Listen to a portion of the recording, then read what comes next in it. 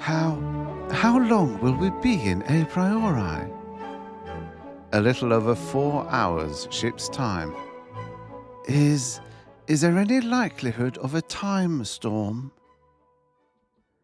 Welcome to Stories of Futures Past, written when 50 years ago was in the future. Today I present to you Passage to Gomorrah by Robert F. Young, published in 1959. In this brilliant novelette, we meet Cross, the spaceship captain, or maybe it is more correct to say space taxi driver, and his one passenger, Berenice, the disgraced lady of the stars, which really means expensive prostitute. She is being shipped off to exile on the planet Gomorrah on account of her having become pregnant. In this society, humans are not to become pregnant outside of Earth due to the child becoming a mutant monster because of cosmic rays, and this is solved by only letting males out into space to work, followed by institutionalized corporation-brothels to service said spacemen throughout colonized space. Oh yes, this is just as dystopian as it sounds. But that is just the background. I won't spoil the story. Suffice to say, the world-building is on point. Small bits here and there colour in the world and society. We get insights into both of the characters' history and motivations. And the ending, well, it points to a better future. Enjoy. Passage to Gomorrah by Robert F. Young, originally published in Fantastic, January 1959. Narrated by Tom Trussell. Even for a lady of the stars, the Lady Berenice was beautiful. Her short blonde hair made Cross think of Martian maize, and her blue eyes, set wide apart in her tanned oval face, reminded him of the ice lakes of Frigidia. Her tall, Juno-esque body put to shame the pornographic photographs he had seen of it, cheapened the lurid passages he had read about it, betrayed, as yet, no evidence of her apostasy. He wondered who her lover was, and why she had refused to reveal him. When the Jacob's lift matched levels with the Pandora's lock, she stepped lightly into the ship beside him.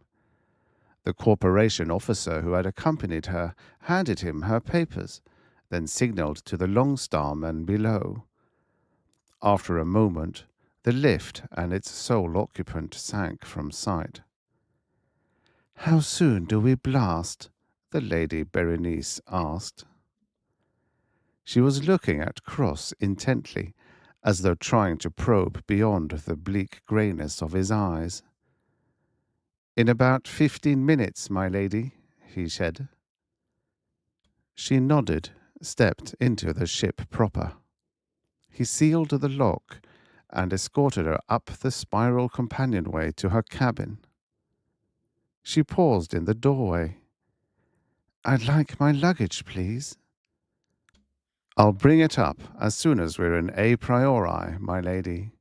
Right now, I'll have to insist that you strap yourself on the acceleration couch." He watched as she did his bidding. "You can get up as soon as the all-clear signal sounds," he said presently.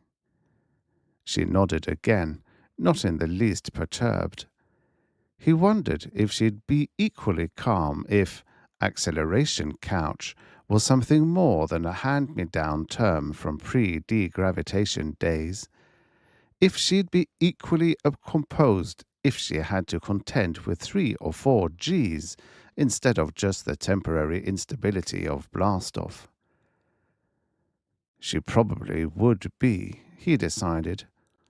A miscarriage would not affect her banishment to Gomorrah, but it would save her the unpleasantness of having to give birth to a mutant. He excused himself and headed for the control room. A Priori drive, once activated, required no supervision except in cases of emergency. The Pandora was only a one-passenger, one-pilot job, but Falcon Lines, Incorporated, had a reputation throughout the civilized sector of the galaxy for fast, efficient service, and even its smallest ships boasted the latest in automatic equipment. Cross secured the control room door behind him, made his way leisurely down the spiral companionway to the hold, where the Wine, Women and Songs Longstar men had deposited the Lady Berenice's luggage. Even in the artificial half-G, the 2 bags were heavy, and he was breathing a little hard when he halted before her door. He knocked. "Yes?" she answered, her voice muffled by the sound of running water. "Your luggage, my lady." The sound of running water ceased, and presently she opened the door. She had wrapped a ship's towel deftly around her torso. It was a white towel that enhanced the hue of her clear, tanned skin. Water glistened on her golden shoulders, ran in twinkling rivulets down her coppery thighs and calves. "Set them inside, please." Cross complied. She did not move an inch, and his arm, despite his efforts to avoid touching her, brushed her thigh. He withdrew quickly. His arm tingled and his hands were trembling.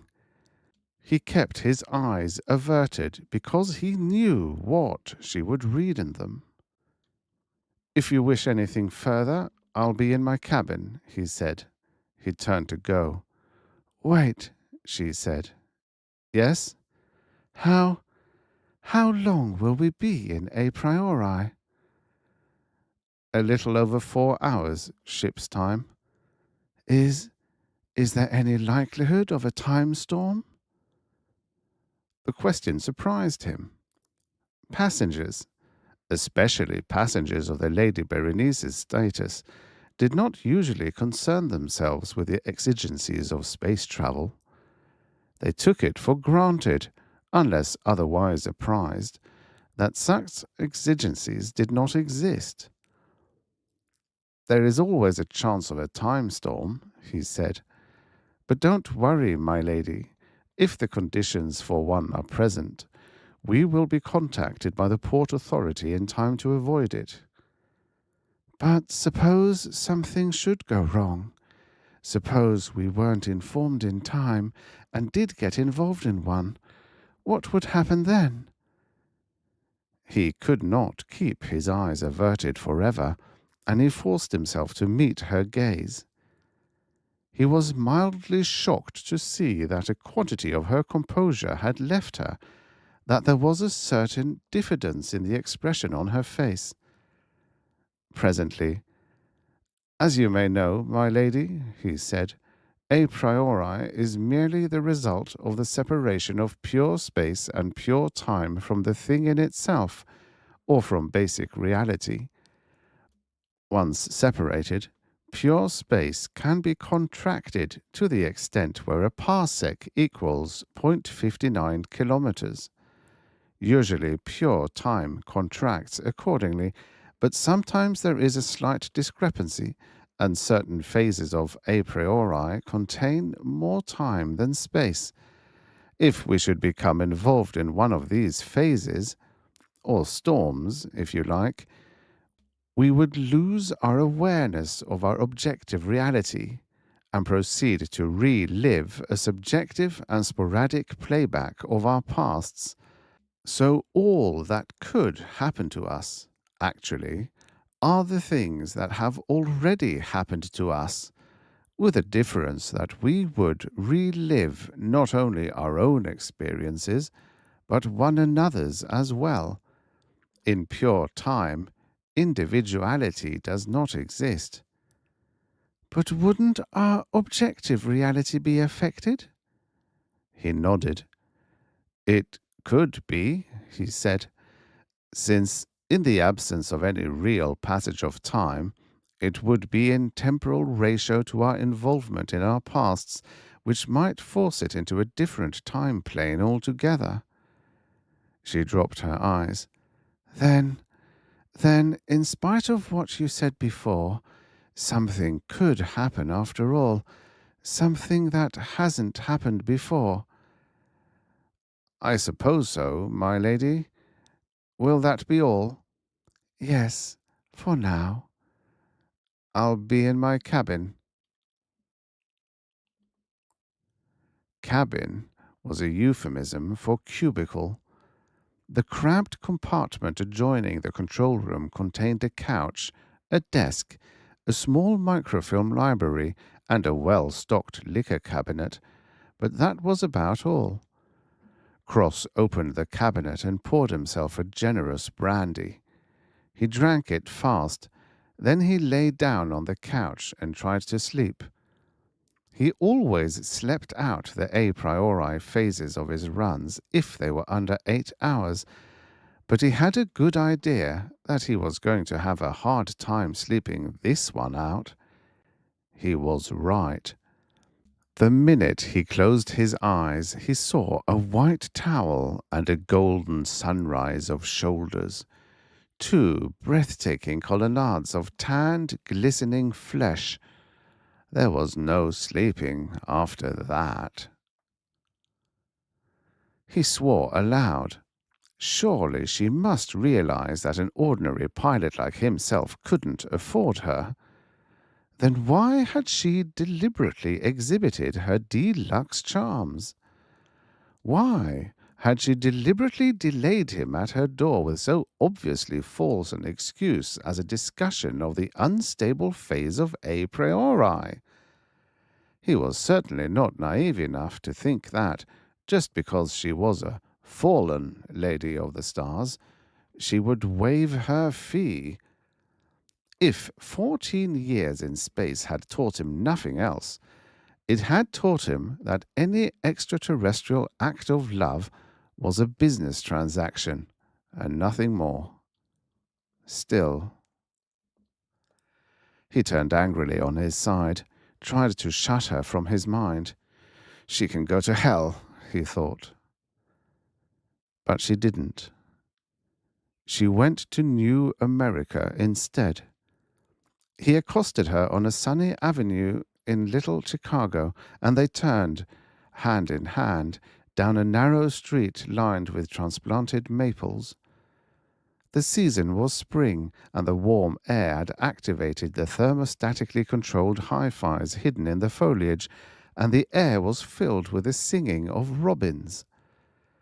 After a while, they came to a shaded walk that wound up to a secluded cottage, and they walked through scented coolness to the door. He noticed, then, that all the while they'd been walking, she'd been wearing nothing but a towel, and it must have been raining, too, despite the sunshine, for her shoulders were glistening with raindrops, and raindrops twinkled on her long tanned legs. He was sitting up on the couch. He was sweating. "I'll be damned," he said. There was a persistent bell-like sound in his ears, and presently he recognized it as the beeping of the communicator. He got up, then, and went into the control room and picked up the neatly typed message which the receiver had emitted. From Port Authority, Wine, Women and Song, Tace. To Nathaniel Cross, Pandora. A priori disturbance reported building up in path of your reality flow. Emerge into normal space at once and await further instructions. Acknowledge. Cross stared at the words. Was the Lady Berenice clairvoyant? Had she known there was going to be a storm? He hurried toward the control panel. Suddenly he thought of the towel again, the towel and the deliberate shower. He tried to tell himself that there was nothing unethical in a lady of the stars trying to work off her passage, but it didn't do any good, and his anger kept intensifying till it superseded his common sense, till it transformed him from a seasoned pilot into a frustrated schoolboy. The control panel simply hadn't been designed to be operated by a frustrated schoolboy, and when his fingers sought to punch out the pattern that would snap the Pandora back into normal space, they punched, instead, a set of symbols sufficiently unintelligible to activate the alarm.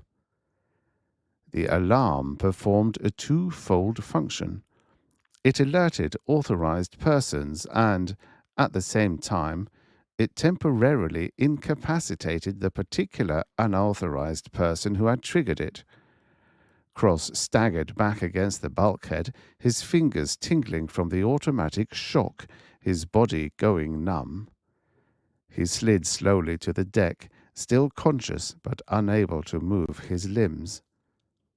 The first wave of the storm struck, and the ship began to shimmer. Lying there, watching the room dissolve around him, he experienced a strange interval of detachment, and he wondered curiously how much he really knew about himself, whether the outrageous mistake he had just made had been the result of his anger, or whether his anger had merely been a trumped-up excuse for making the mistake, whether the entire action had not resulted from a masochistic desire to participate in the Lady Berenice's past. The tree was much taller than he had thought, and he wished now that he hadn't been in such a hurry to join the club. He had swum the river all right, and he had gone through Devil's Cave without flinching. But you could conquer your fear of water. You could conquer your fear of darkness. Height was something different. He shinnied a little higher on the trunk, gazed yearningly up to the last fork, where the highest limb began its graceful journey into the summer sky. He heard the taunts from the other boys of the meadow below. They did not think he could make it. In a way, they didn't want him to make it. If he made it, they wouldn't have anyone to pick on till another new boy moved to town.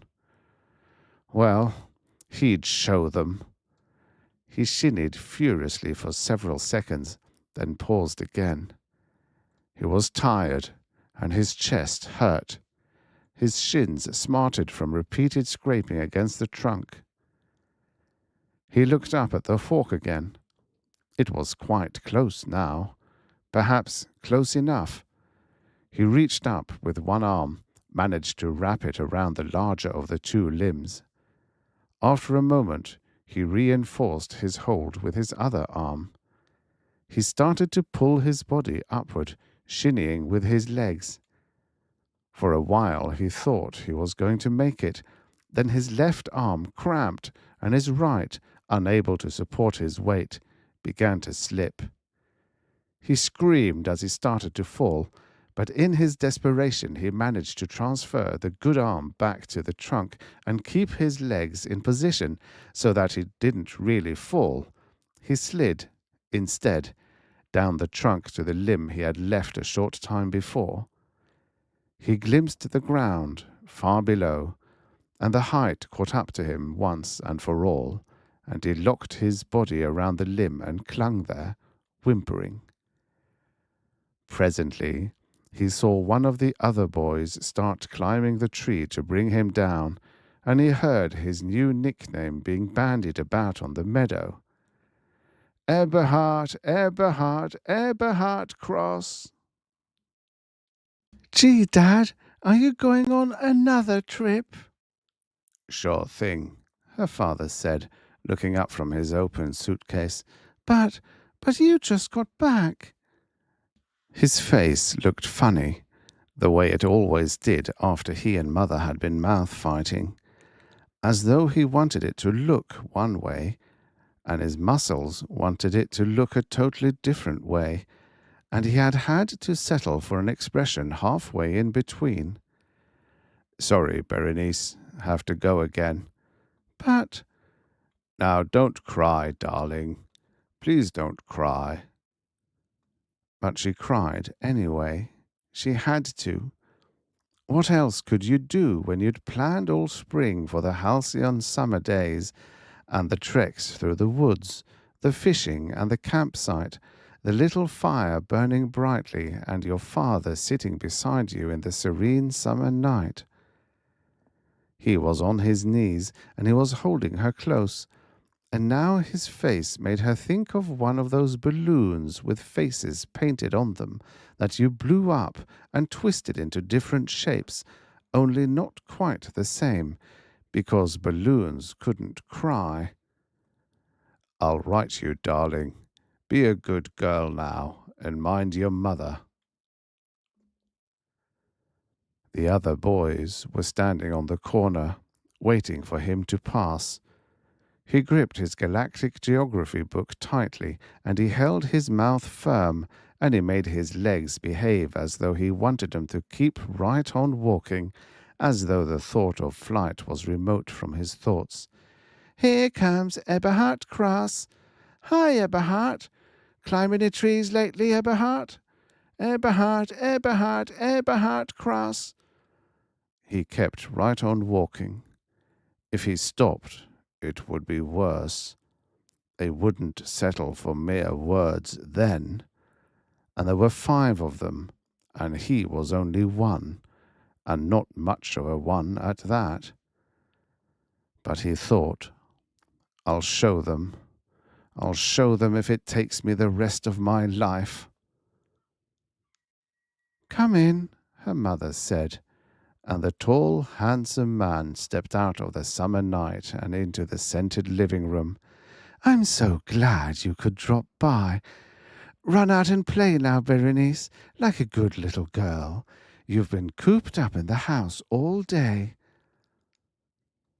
Miss Tenthier's android eyes beamed brightly as she assumed her lecture posture by the desk.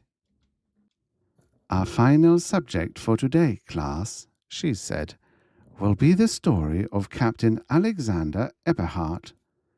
Your mothers and fathers have probably mentioned his name many times, and they've probably told you about how he piloted the first spaceship to the moon, had a nervous breakdown after he crashed there, and babbled for days over the worldwide radio hookup, begging for someone, anyone, to save him.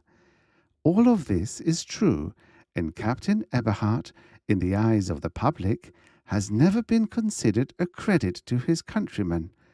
But the bravest of men can collapse when sufficient pressure is applied, and Captain Eberhard actually died a hero's death. We are all of us merely human, and we should keep this in mind when we pass judgment on our fellow men. He was conscious of the other kids looking at him out of the corners of their eyes, and he kept his own eyes focused on his desktop. Eberhard Cross. He could hear them calling him after the bell had sounded, after Miss Tenthier had retired to her case behind the desk and had turned herself off. And he could hear his own voice now, his own voice deep inside him, silently shouting the old refrain, but with something added this time. I'll show them. Space is a tree, in a way. Space is a tremendous tree reaching up into infinity, and I'll climb as high into it as I can get, and I'll laugh back down at them in their silly suburban houses, and I'll gather a handful of stars and throw them down to earth like shining acorns. Her tears had smeared the purple ink, making the passages of the letter illegible. But she had read them once, and once was enough to tell her that her father was never coming back, that his promises were the same old lies, his cheerful phrases the same old cliches.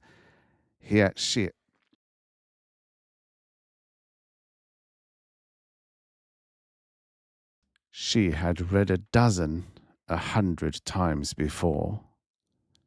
How strange that she should remember him so well after 8 interminable years, that she should still want him to come back. She had been a gawky girl of 10 when he had gone away for the last time. Now she was a worldly young woman of 18, old enough, surely, to be above such childish needs as parental attachments. She had heard the doorbell ring downstairs and the sound of male voices on the doorstep, and she knew her mother was in business again. She got up from her vanity and went over to the window and looked out at the summer night. There was an apple tree growing beside the house, and the apple tree was in blossom. She turned off the electronic screen, reached out and broke off a nearby bough. She held it to her nostrils, rejoicing in the sweetness and the purity of the blossoms. She raised her eyes and saw the summer stars pulsing in the black immensity of the sky. She picked out the patterns of the constellations, the long straggling line of Scorpius, the riotous burgeoning of Sagittarius, the tetrahedron of Libra, the filmy blur of Coma Berenices. Subtly, what she breathed and what she saw, what she needed and what she had been denied, blended into a single impression, and she thought, a lady of the stars, that's what I'll be, a lady of the stars. And she saw herself, brightly gowned and glamorous, stepping from star to star, the legions of her lovers following worshipfully behind her. She paused on a global cluster and glanced disdainfully down to the blue-green mote of Earth, and she thought contemptuously of her prosaic mother carrying on her petty assignations in her petty parlour, of her father absconding again and again from reality. Then she laughed and leaped lightly to the great Magellanic cloud, where the Emperor of the universe humbly awaited her. But don't you see, his father said, space is for misfits. A normal man simply doesn't give up his rights as an Earth citizen, his right to marry and have children, just for the privilege of travelling to far-off places. Cross shifted uncomfortably on the front steps. It was a clear night in August, and the stars were so bright and close that they seemed to brush the topmost branches of the maples lining the suburban street. Think about it, Nate, his father went on, puffing self-righteously on his suburban pipe. You're still young. You're only 19. Why don't you wait for a while? A year, anyway. Maybe you'll change your mind by then. Cross shook his head. No, he said. You don't understand. It's something I have to do. Something I have to do. Cross massaged his limbs, got slowly to his feet. The control room had regained solidity, but he was not fooled. The Pandora had merely reached the relatively stable center of the storm, the eye, and any attempt to throw her back into normal space now would tear her apart, along with everything and everyone on board, and the resultant particles, both inanimate and animate, would be scattered irretrievably throughout the space-time continuum. Suddenly, he remembered his passenger, remembered her apprehension about time storms. He hurried toward her cabin, telling himself that it was his responsibility to be with her during the danger period, that it was his duty to protect her, and all the while he told himself he knew that he was lying in his teeth, that there was no danger, only the embarrassment of having to share one's most intimate experiences with another, and that his presence was totally uncalled for. She opened the door at his knock. One look into her eyes told him that she had been expecting him. One glance at her magnificent body, bereft now even of a towel, told him that he had to have her, no matter what the cost. She drew him into the room and closed the door, and suddenly he knew that this was no ordinary business transaction, that she wanted him as desperately, almost, as he wanted her. He tried to understand, and a glimmering of the truth touched him. Then he felt the warmth of her flesh, and then the moistness of her mouth on his, and he seemed to melt, to dissolve, even as the room dissolved around him, the room and the ship and the present. Before approving your application, I'm required to brief you, the male interviewer for Camellias Inc. said. We don't want any of our future ladies of the stars to look back some day and accuse us of coercing her into camellia activity. Do you know anything about the profession at all? A little, Berenice said nervously. A very little, I suspect. First of all, you must erase from your mind whatever detrimental associations you may have with your future calling. The ancient attitude towards prostitution still prevails on Earth and probably will continue to prevail for centuries to come. But in space, even a common houseworker is a respected individual, while a full-fledged Lady of the Stars is the equivalent of a princess or a president's daughter. The world's oldest profession has become the galaxy's noblest profession. Cosmic radiation, undistilled by the Earth's atmosphere, is quite a different proposition from the distilled radiation which has bombarded mankind since birth. Prolonged exposure to it causes certain genic changes in both male and female chromosomes. Interplanetary travel, thanks to A Priori, occasioned only relatively brief periods of exposure, but interstellar travel is something else. Even with A Priori, the journeys between the stars sometimes require weeks, even months. As a result, no woman can ever enter interstellar space without first forfeiting her function as a woman, unless she wants to give birth to a mutant, or to call a spade, a monster. You are probably familiar with the Earth Council's famous dual decision of 2 generations ago, the decision to confine all interstellar personnel during their sojourn on Earth to the port areas, and the decision to set aside Polaris 2 as a haven for the monsters that had already been born and for those that might yet be born.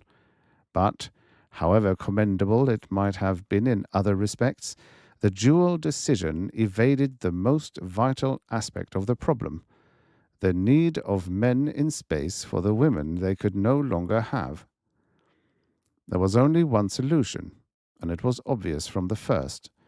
But it was a solution which a sex-conscious, sex-ridden, sex-frightened, sex-bewildered people, whose various religious credos classified sex, per se, as a sin, could not accept, except by degrees. The first freelance ladies of the stars were of French, Swedish, and Japanese descent. They were followed by most of the other racial strains. Eventually, their numbers increased to a point where the Earth Council could no longer ignore their activities and was forced either to combat the star-wide spread of the profession or to legalize it and to encourage its function along with the time-honored lines of private enterprise. Legalization was inevitable, but still, had it not been for the lobbyists, it might have been irreparably delayed. I am proud to say that the founder of Camellias Incorporated was one of the most articulate and influential of these lobbyists, and it was probably due more to his efforts than to the efforts of the others that the Prostitution Act of 2340 finally became a reality. The creation and maintenance of an interstellar red light system was a complex undertaking, but we need not go into it here. You'll be adequately schooled in our history at our Martian convent, provided, of course, that you decide to join us. There are, however, two important details which I must call to your attention. The first is our caste system. The convents which the various corporations have set up on Mars have a common standard based upon aptitude, personality, and technique achievement that each prospective Lady of the Stars must attain in order to graduate. The degree to which she excels in these qualities, together with her physical qualifications, determines her classification, which in turn determines the rates she is allowed to charge for her future services. The second is pregnancy. Upon leaving Earth, you will be given a Farbs and Doniger contraceptor field, guaranteed for life by its manufacturers. Keep it with you at all times. There is no excuse for any Lady of the Stars to suffer the ignominy of giving birth to a monster. The Earth Council has granted us, and the other corporations, the right to banish all our pregnant personnel, together with their lovers, to Polaris II, and also has permitted us to give the planet the much more appropriate name of Gomorrah. As soon as you leave Earth, you will be required to take bi-monthly physicals. Don't try to avoid them. I assure you that you'll be apprehended immediately. However, you'll have nothing to worry about, provided you keep your field with you at all times. Do you have any questions? Berenice shook her head. No, no questions. Then I assume that you still wish to become a Lady of the Stars. She wanted to run away, and then she remembered that she was running away. She nodded, numbly, miserably. Yes, she said. The interviewer beamed. Splendid, he said. Your rating on the aptitude tests was very high, and Camellias Incorporated will be delighted to welcome you into its fold. So you want to be a spaceman? The captain of the Perseus said. What makes you think that stowing away on board my ship is going to help you? Well, Cross said, you can't very well take me back to Earth, so you'll have to do something with me, and I understand that most ships are short-handed. Maybe I can't take you back to Earth personally, but I can throw you in the brig till we reach our first port and send you back to Earth. And you wouldn't be able to get out of the quarantine area as easily as you got in, I can assure you of that. You'll be stuck there for the rest of your life as a Longstar man. Not if I stowed away on another ship, Cross said. The captain glowered at him for a moment, then, why in hell didn't you apply for a berth legally? I couldn't raise the bond, Cross said. You mean you were too impatient to go to work long enough so that you could raise it, don't you? That's about the size of it. I understand that shipmasters have ways and means of getting around such matters. A dark cloud settled on the captain's face, and for a while it looked as though a storm were going to break. Presently, however, the sun broke through and the cloud faded away. It so happens that I am short-handed, he said. In the galley. Cross brightened. That's all right, he said. I've got to start somewhere. Report to Obronsky on the after deck. Ever operate a refuse disposal unit? No, sir. You'll learn. For God's sake, the drunken space marine said. You act like you never saw a real He-Man before. You're afraid of me or something. Come on, smile. Her shoulders had touched the wall of the convent's recreation room, and she knew she could delay no longer. She forced herself to relax, forced a warm smile to her lips. No, she said softly, I'm not afraid. The space marine's eyes grew more glazed than ever. That's good, he said. That's what I wanted to hear. He stepped closer to her, his arms outstretched, his face grotesque with lust. She waited till he had nearly touched her. Then she moved in without warning, brought her knee up sharply, and, when he doubled forward, chopped him viciously on the back of the neck with the edge of her palm.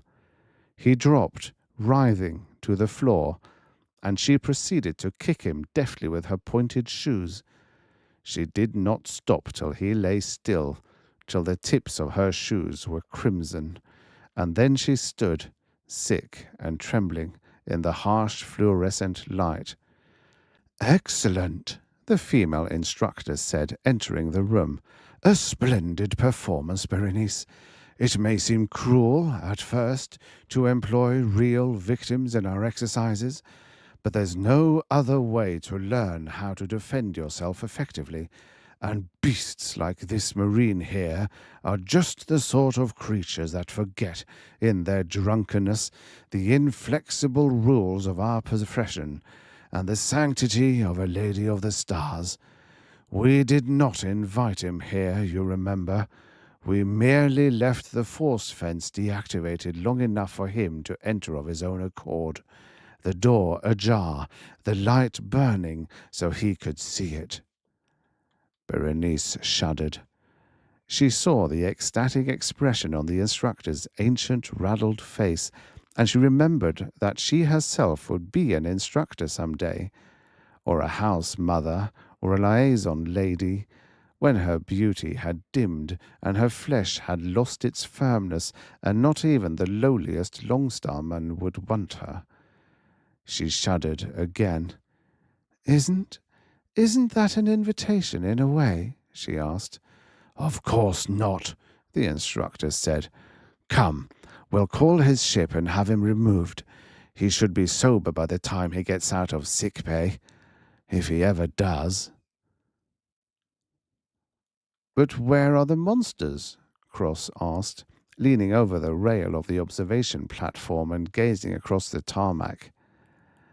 There's a settlement of them on the other side of the mountains, Obronsky said. They're not permitted inside the port area. And we're not permitted outside. That's right, so forget about them. But there must be some way to see them. Sure there is. If you had your own ship, you could land near the settlement, but the port authority would be pretty tough on you if you got caught. Besides, why should you want to see them? I know I wouldn't. I guess I wouldn't either, Cross lied. He lowered his eyes, idly watched the payload of fallen ladies of the stars filing out of the lock, accompanied by their lovers. I keep wondering, Obronsky said. You'd think they'd have more sense. Who? The ladies of the stars. Who else? They got the whole galaxy at their fingertips, and they go and let some space bum knock them up. Why?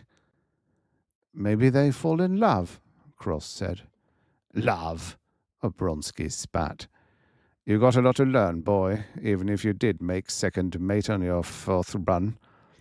There's no love in space, and the only woman you'll ever have is the one you've got money enough to pay for. Sure, I know, Cross said. He raised his eyes from the gangplank, looked out across the tarmac to where the rumpled hills formed green and purple preludes to the majestic line of mountains. I wonder what they're really like, he thought. Some day I'll find out. "The plenipotentiary from New Jericho presents his compliments, my lady," the house mother said. "He was quite intrigued by her ladyship's film sequence and begs the honour of her company." "For how long?" the Lady Berenice asked wearily. "For tonight only. He is leaving Wine, Women and Song in the morning."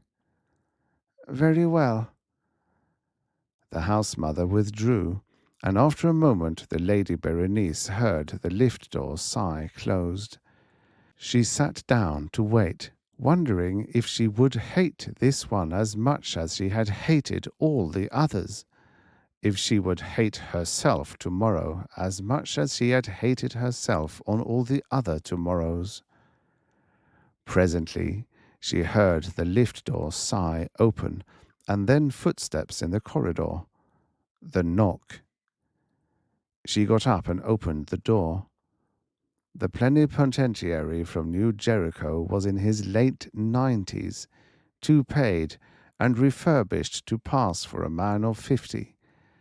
He was a far cry from the emperor of the universe. The Lady Berenice repressed a shudder. "Come in," she said. New Tokyo was off the beaten path of the regular runs, but his new job with Falcon Lines took him to many of the out-of-the-way places.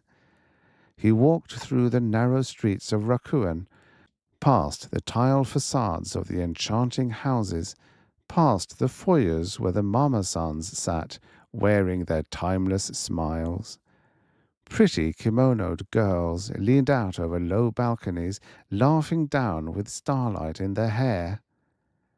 He remembered a passage he had read a long time ago, when he was a cabin boy on the Perseus, and he welcomed the words into his mind, let them flow softly through his thoughts. "I am lonely with the loneliness that comes to all men in womanless ships, whether they be ships at sea or ships in space. And if there be no woman to greet me when my ship reaches continent or planet, then I shall be lonely beyond all loneliness, beyond all capacity to endure." A girl standing on the balcony just above caught his eye, perhaps because of the way the starlight touched her face, perhaps because of her wistful smile. He paused in the street, in the cool night, looking up at her. Her hair was black and deftly piled into an elaborate coiffure. Her eyebrows made him think of birds in flight. She touched her breast. "Hisako," she said softly, and he went back to the foyer he had just passed and told the mama-san whom he wanted. She could tell by the coldness of her cheeks that her face had gone white, and she could tell by the look in the examiner's eyes that it would be futile to protest his indictment, that no matter what she said, Gomorrah was going to be her next and last port of call. But the charge was so monstrous, so untrue, that she had to dispute it. "You must be mistaken," she said. "I can't possibly be that way." "Who is your lover?" the examiner asked coldly. "But I have no lover. I'm trying to tell you that. I've always used my field." The examiner shrugged. "Be a fool and protect him then, if you want to. I should think, though, that you'd want to expose him, that you want him to share the responsibility." "But I'm not protecting him. There simply isn't any such person. You must be mistaken, or else my field is defective." "I've been in this business a long time," the examiner said. "I don't make mistakes, and I've never heard of a defective field." He opened the door. "Book passage to Gomorrah for the Lady Berenice and confiscate her sea field," he told his assistant, "and put her in custody till her ship leaves." "Passage for one." The examiner looked at the Lady Berenice. "Well?" She returned his gaze defiantly. "One," she said. The evangelist had set up his portable pulpit just outside the spaceport, and Cross wandered over to the fringe of the crowd to listen. The Pandora didn't have clearance till tomorrow, and its passenger wouldn't be coming on board till shortly before blastoff. In a way, he was glad of that. He had always felt guilty about escorting fallen ladies of the stars to Gomorrah, and this time it would be worse, for, on his last stop there, he had visited the settlement beyond the mountains and seen the monsters. The evangelist was an emaciated young man with dark, tortured eyes. As he talked, he waved his arms and paced back and forth. The night sky of Thais arched incongruously above him, and the ithyphallic structures of wine, women, and song formed an ironic backdrop for his imprecations. They brazenly walked the streets of earth, and now they brazenly walk the streets of the new worlds. And you scum, you dregs of humanity, fawn at their feet like dogs, waiting for their meretricious favors, waiting for the contemptible privilege of spending your hard-earned dollars in order to experience the appetites they feed, but never satisfy. How do you know? Someone in the crowd shouted. There was a scattering of laughter, but the evangelist continued, unperturbed. I tell you that happiness does not lie in such lascivious pursuits, that nothing but misery can result from consorting with the ladies of the stars. They have come to you, not to heal your loneliness, but to deprive you of your earnings, your respect, your... But at least they came, the heckler shouted again. That's more than you can say for the women sitting self-righteously in their suburban houses back on earth, patting themselves on the back for having given birth to the children they were afraid not to have. But let me ask you this, the evangelist said, singling out his antagonist and pointing at him with his finger. Why did they come? First, I'll tell you why we came, the heckler answered. We came because we were basically insecure and needed to prove to others that we were something more than they thought us to be, and thereby prove to ourselves that we are something more than what we really are. And yet, for all our bravado, we remain mere men, terrified in our hearts of the abysses we claim to have conquered, alone, afraid, unwanted. Now is it wrong for a woman to feel the same as a man, to have the same frustrations, the same needs? And is it wrong if she fulfills herself in the only way modern society has left open for her, especially when by so doing she supplies a factor without which there would be no space travel, no raw materials for the stay-at-homes on Earth to turn into mechanical gadgets, ornate wigwams, or four-wheel golden calves? But they're prostitutes, the evangelist screamed. Prostitutes! Sure, they're prostitutes, to you and to the people on Earth, but to us, they're women, the only women we can ever know, can ever have. And if you must have something to condemn, then condemn the prostitution corporations, for they, and they alone, are responsible for the cold, loveless efficiency of their products. Prostitutes! An ugly murmur began in the crowd, rose swiftly into a roar. Cross felt himself being drawn into the maelstrom, heard his own voice blending with the voices of the others. He saw the whiteness of the evangelist's face, saw the silhouette of the descending police copter, and then the frightened figure of the shaking pulpit, fumbling for the lowered rope ladder. When he was firmly secured on the ladder, and the copter was rising, the evangelist shook his fist at the mob he had created, shouting, Armageddon is on hand, and every sinning one of you, every glorified street walker and her lover, shall perish in the flames. There were some things you knew without quite knowing how you knew them. And the moment she had seen him standing in the lock of the Pandora, she had known that he was the one. But it was impossible, she had kept telling herself. Utterly impossible.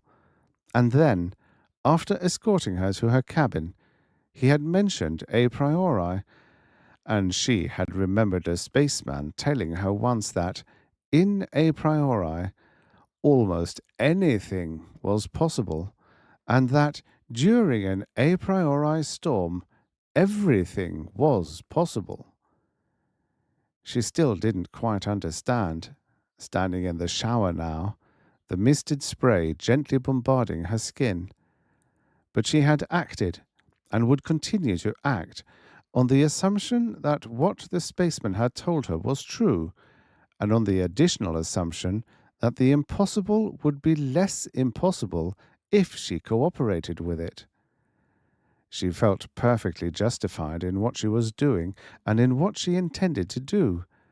After all, even a monster was entitled to a father, and anyway, what was going to happen had already happened weeks ago. "Yes," she answered, when the knock sounded on the door. "Your luggage, my lady."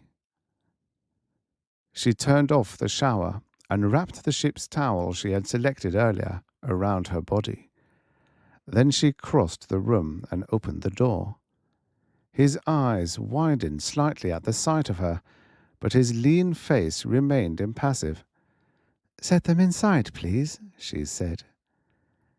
It was impossible for him to avoid touching her, and the contact, according to everything she had been taught, should have precipitated the first advance.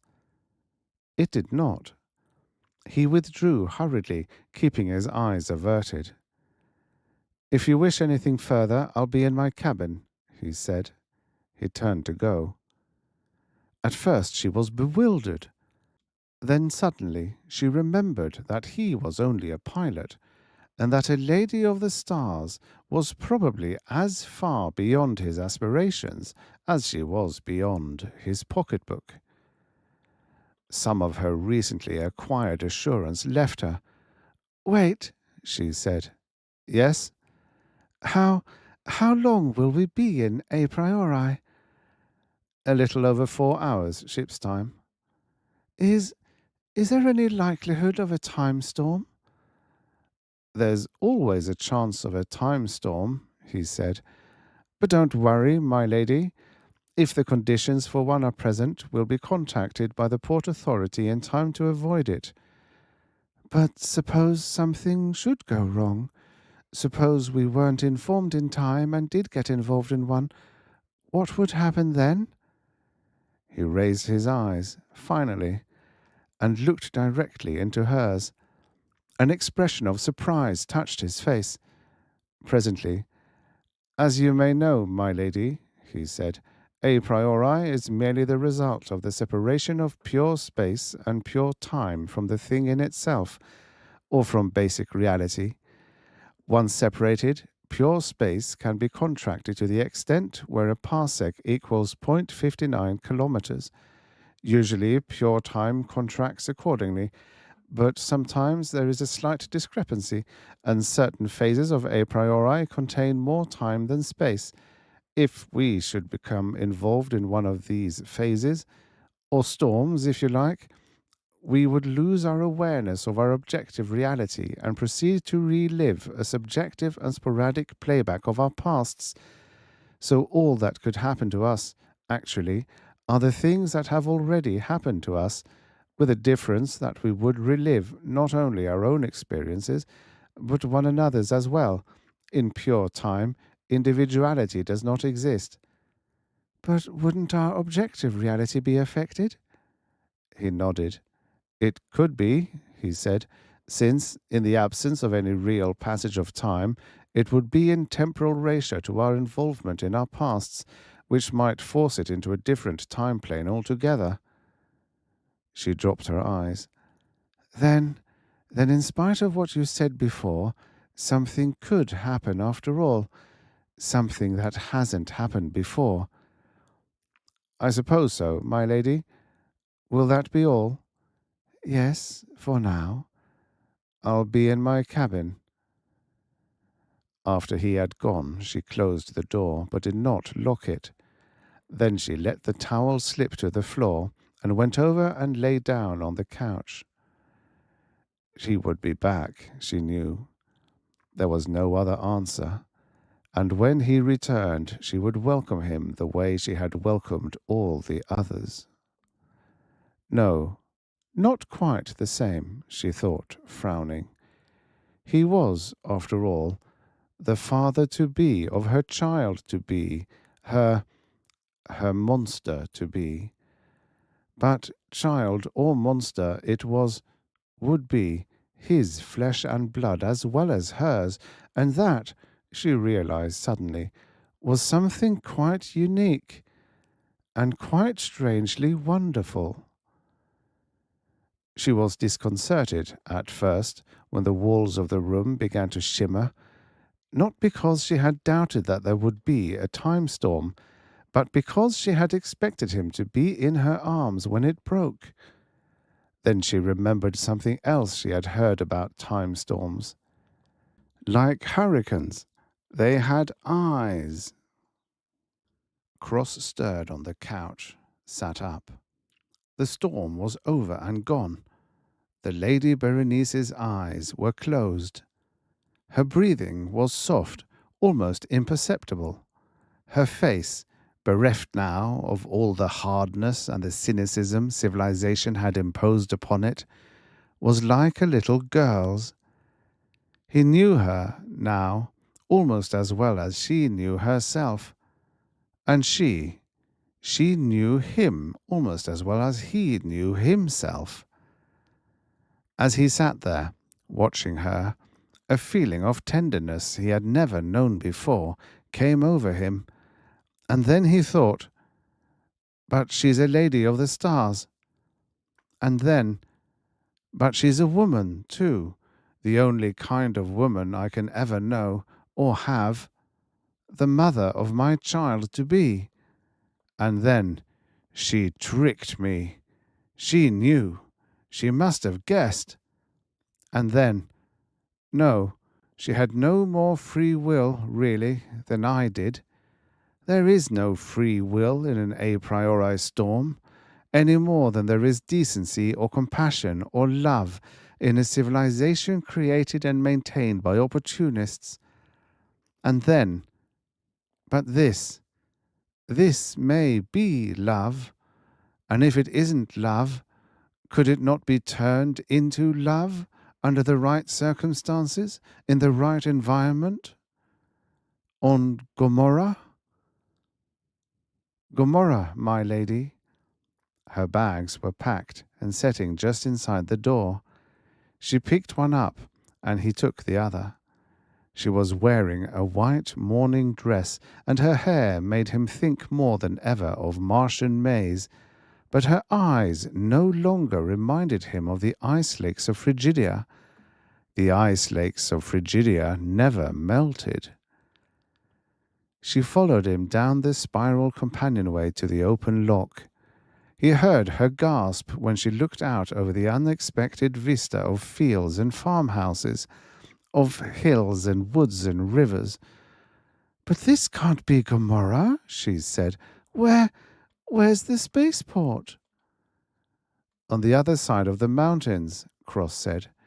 "They will be coming for us soon, and we'll have to go back and go through all the red tape ports are noted for. But first, I wanted you to see the monsters." She lowered her eyes to the fields surrounding the ship, her face pale. Presently he heard her gasp again, and then he heard the whir of the children's wings and their gay morning laughter. Why, they aren't monsters at all," she said. She gazed wide-eyed at the sight before them. "Their parents and their parents' parents are," Cross said, "at least in the eyes of the Earth Council and the prostitution corporations. But then, I suspect that even a bluebird would seem like a monster to Tyrannosaurus Rex. You see, the mutation required 3 generations for completion. a possibility that the Earth Council failed to take into consideration. But why don't they take it into consideration now? Why should such a marvelous miracle as this be kept secret? The corporation lobbyists are a powerful group, and you can imagine what a development like this could do to their business. Not only that, I suspect that they have an inherent fear of angels, but it's only a matter of time before the Earth Council will be forced to act, and in the meantime, the monsters will have an opportunity to develop a society of their own. The first Gomorrahite, a pretty blue-eyed girl with cupid wings, landed lightly in the lock. "Welcome to Gomorrah," she said. The Lady Berenice reached out and took her hand. "Why, she's adorable." "She is, my lady," Cross said. "All of them are." "Stop calling me my lady." Then, Will my great-grandchildren look like that?" "Our great-grandchildren will, my Berenice." The End. About the author. Robert Franklin Young, born 1915, died 1986, was an American author and public school janitor who saw relatively little recognition during his lifetime, at least in the US. He wrote and published more than 150 short stories in the Golden Age, mostly science fiction and fantasy, many of which also were translated and published in several languages, giving him some measure of fame in Europe and Japan. In the 1980s, he published 5 novels, one of which was written and published only in French. In my opinion, he is one of the underappreciated gems of the era. His stories all have a certain something, often described as poetic or romantic. This story was extensively researched, and no evidence has been uncovered to indicate its US copyright was renewed. The text is therefore deemed to be in the public domain. It has been painstakingly transcribed by yours truly, and is destined to be made into a free ebook for the world to enjoy. Do you want to know how you can help save more such stories? Go to storiesoffuturespast.substack.com/about.